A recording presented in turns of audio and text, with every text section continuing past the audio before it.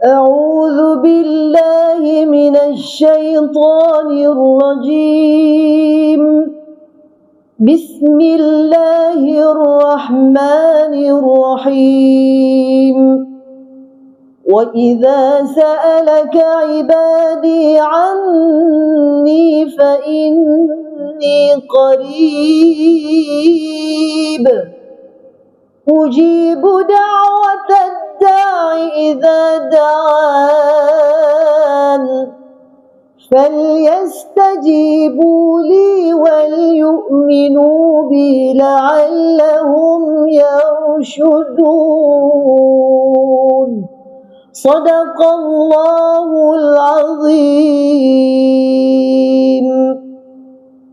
Assalamualaikum warahmatullahi wabarakatuh. Alhamdulillah, sallallahu ala sayyidina Muhammad wa ala alihi wa sahbihi wa barakatuh. Hari ini kita sudah masuk Ramadan hari kedua. Day 1 biasanya penuh semangat kan? Semua excited, semua motivated. But day 2, reality starts. Bangun sahur dah mula rasa berat dah. Coffee withdrawal begins, energy sedikit drop. And that is where the real Ramadan starts. Topik kita pada hari ini adalah Ramadan is about becoming, not just fasting. Sebagaimana kalau kita perhatikan dalam surah Al-Baqarah ayat 183, kebiasaan dalam Ramadan, Allah sebut ya ayyuhallazina amanu kutiba alaikumus siyam kama kutiba alal ladzina min qablikum la'allakum tattaqun. Perasan tak Allah tak kata la'allakum taju'un, supaya kamu lapar.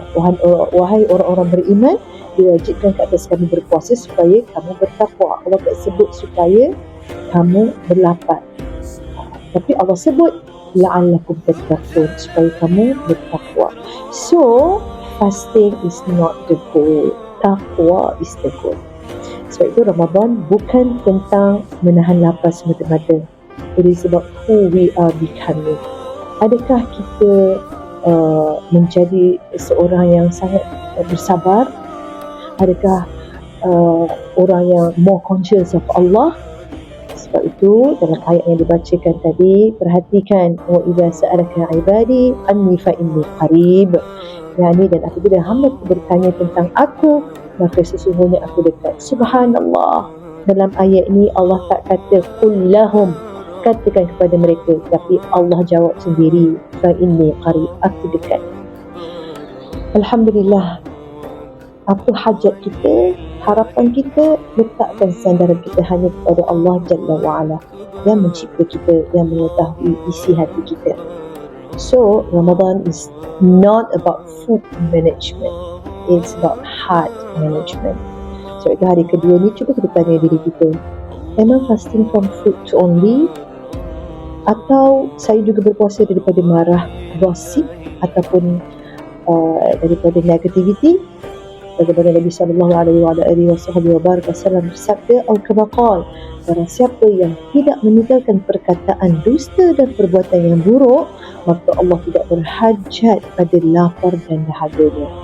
Jadi kan, hari kedua ini bukan tentang bertahan, it is about becoming better. Kurangkan satu dosa, tambah satu amal.